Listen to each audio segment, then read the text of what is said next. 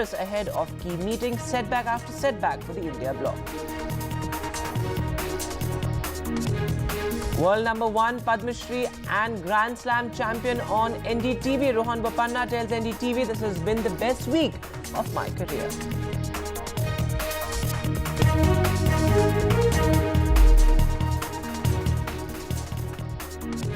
Hello and welcome. You're watching NDTV. I am Vedant Agarwal. The big political story. Well, the political earthquake that has hit Bihar. Nitish Kumar has trumped the Mahagathbandhan yet again. He's resigned as chief minister and he's set to take oath as the chief minister again, but with a newly formed government. He's likely to get 2 BJP deputy chief ministers, and well, the cabinet also seems absolutely clear now. There will be 3 JDU ministers, 3 from the BJP, 1 from the HAM, which is Jitan Ram Manjhi's party, and 1 independent. Now, of course, everything is playing out as per script. Nitish Kumar went to meet the governor this morning. He tendered his resignation and then he went and staked claim to form the government with the BJP. This comes as a body blow to the India alliance and, of course, to the Mahagathbandhan in Bihar. Importantly, also, the JDU has blamed the Congress for the disintegration of the opposition alliance. Listen in to the various political reactions coming in. जा रहे हैं, जाने दो, हम लड़ते रहे, पहले आप और हम मिलकर लड़ते रहे, हम लड़ेंगे। लालू जी से जब बात किया, तेजस्वी से जब बात किया था, उन्होंने बोल रहे थे कि हमको भी ऐसा संशय आ रहा है कि ये हमारे हाथ से चले जाएगा, तो इसीलिए हम और आप मिलकर लड़ना है, लड़ेंगे। मैं फिर भी कोशिश करता हूं उनको अपने साथ रखने का। अगर वो रहना चाहते हैं तो ठीक है, अगर हम कितना कहे तो भी अगर वो जाना चाहते हैं तो वो जाएगा ही। इसीलिए ये पहले से मालूम था, लेकिन हमने ये इंडिया अलायंस को इंटैक्ट रखने के लिए हम होके कोई बात अगर गलत करेंगे तो वो रॉन्ग मैसेज आएगा। हम लोग के लिए ये खुशी की बात है कि एनडीए की सरकार बिहार में आ रही है। मेरा मुख्यमंत्री नीतीश कुमार जी से नीतिगत विरोध था, है, संभवतः अगर इस तरीके से ही अगर उन्हीं की ही नीतियों पे काम चला तो संभवतः वो विरोध आगे भी रहेगा। जरूरी नहीं है कि आप गठबंधन में जब हो तो हर फैसले से आप सहमति हो, हर फैसले से आप खुशी हो, पर राष्ट्र हित में जब फैसले लिए जाते हैं, देश हित में जब फैसले लिए जाते हैं, यकीनन इस बात को भी नहीं झुटलाया जा सकता है कि आज हम लोग चुनाव की पूर्व संध्या पर। यही तो मूल विषय था। ये क्रेडिट आप ले रहे हैं तो 9 पार्टी की मीटिंग हुई, ऑल पार्टी मीटिंग हुई, तब न जाति गणना हुआ। आप क्रेडिट कैसे ले रहे हैं? और नौकरी के बदले में जमीन लेने की आदत में शुमार रहा है। तो इस बार तो मौका नीतीश कुमार जी दिए नहीं।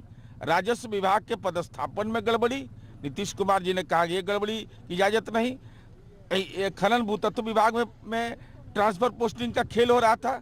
तो ये सारे चीजों को दृष्टिगत रखते हुए और इंडिया गठबंधन के में जो गंभीरता होनी चाहिए वो गंभीरता के अभाव के चलते हम लोगों ने ये निर्णय लिया।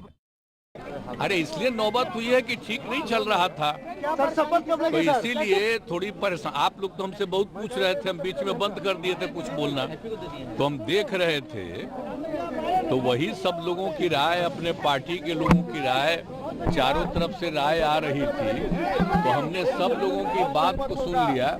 तो इसीलिए आज हमने इस्तीफा दे दिया। अब ये जो भी सरकार थी वो समाप्त कर दिया गया, तो इसीलिए आज हम लोगों ने दे दिया, अलग हो गए। अब आज अन्य पार्टियां एक साथ होकर के जो पहले थी वो अगर आज ही अगर तय करेगी तो आज उसके बारे में फैसला होगा। तो आप जानिएगा, अभी वेट करिए। And Saurabh Gupta is joining us live from Patna now. Sunil Prabhu, our senior colleague, is also with us. Saurabh, going across to you first. So, well, the oath-taking ceremony expected today. Chirag Paswan and JP Nadda also expected to reach Patna shortly. That's right. You know, they're coming in by a special flight to Patna, and this is, of course, something that was a long-expected line. Patiently planned.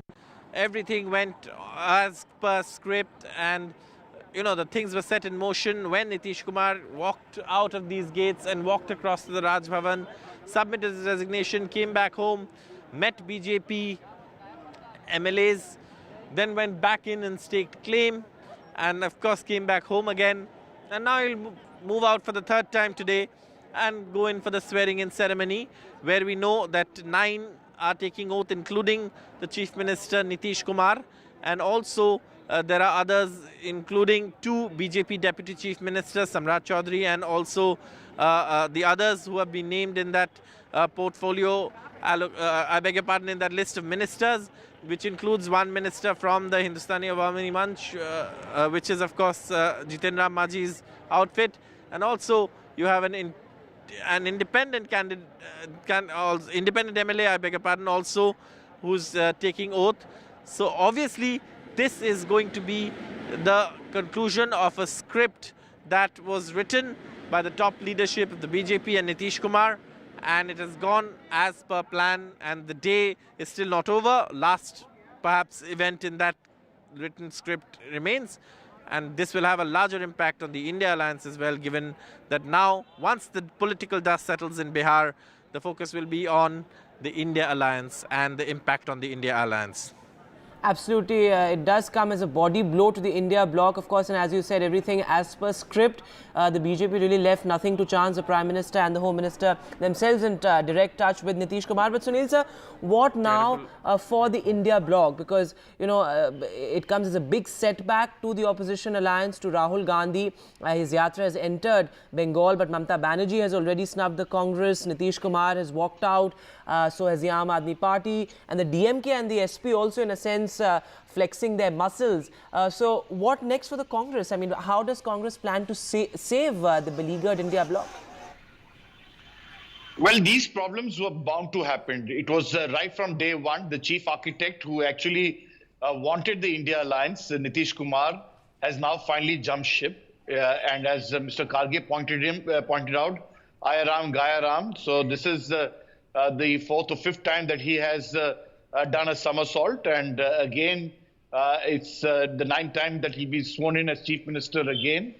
So having said that, they will definitely go back to the people to expose and say that this is what Nitish Kumar's politics is all about. For the Congress, personally, it is definitely a big setback. It's a big body blow, as you pointed out, and a huge the optics are really not the best while Rahul Gandhi goes for a Bharat Nyaya Yatra across the country, starting and being snubbed, as you said, in West Bengal. But these were issues that were anticipated. For example, what had happened in West Bengal, Mamata Banerjee, her mercurial temperament was always known, but they're still placating her by saying that she's fighting the BJP. Because as you're well aware, in West Bengal, Mamata Banerjee needs the Muslim vote, which is a sizable percentage, and that's the reason why the fight will have to be with the BJP. Having said that, the issue, of course, continues to be with the Nitish Kumar's setback, and the Congress trying to now say that they will move out and see how they can take things forward in terms of fighting it in Bihar along with the RJD and left parties in the state. But definitely their negotiating power, be it with the Samajwadi Party or the DMK, or for that matter, with any other alliance partner, will be extremely difficult, and they will have to walk that tightrope to ensure one way or the other they get the required support and get the number of seats that they require in this alliance, which is critical ahead of the 2024 Lok Sabha polls. Sunil sir, thanks very much for joining us with that update. So as Sunil says, pointing out this kind of Ayaram Gayaram politics, very peculiar to Bihar. Thanks very much, Saurabh and Sunil sir, for joining us. But I'm also being joined by Amitabh Tiwari and Vineet Goenka, both political analysts, to decode the optics, the numbers, and whatever is happening in Bihar. Amitabh Tiwari, going across to you first. Well, the optics extremely bad for the Congress, but the timing is interesting as well, because numbers have shown in the past as well, whether it was 2009 or 2019, that the JDU has always benefited from contesting with the BJP. It has always paid off for the JDU whenever it's joined hands with the BJP ahead of Lok Sabha elections. In any alliance, there has to be a win-win situation for both the parties. That's how it survives. when all the three parties contested separately, NDA won 31 seats out of 40 in 2014. But when JDU joined the BJP bandwagon, NDA won 39 out of 40 seats. So there is a benefit of adding on JDU to the alliance in Bihar, because JDU or Nitish Kumar still commands a decent vote share of around 15-16%. That is primarily coming from the Kurmi Koiri community, the lower OBCs or EBCs, and the Mahadalits. Yes. So that is why. And as the Prime Minister and the Home Minister have emphasized as well, that the focus is going to be on expanding the NDA and leaving nothing to chance as they go into the 2024 elections. But Vineet Goenka, coming on the point of this kind of Ayaram Gayaram politics that we see in Bihar, well, whether it's morality or impropriety, these sort of ideas are a bit alien when it comes to Bihar's politics. But do you see it as a politics of opportunism or politics of pragmatism? Ram Ram to you and Ram Ram to my co-panelists and all the viewers who are watching me right now. I think in the interest of development of Bihar, there is a need of double engine government, which will help the development which was stopped for the last 12 or couple of months, with the Lalu Putras being the center. The corruption level and also the Jungle Raj which had gone up had to be curtailed. I think I would like to congratulate Nitish for taking this stand. And if you see in all, the way India Alliance was doing in the last few months, I think Nitish was hurt. Nitish was especially hurt with the statement made by DMK, whereby he called all the Biharis and UPites to be toilet cleaners. And Congress was shut on that. I think that was a big blow to all those people who come from the Hindi heartland.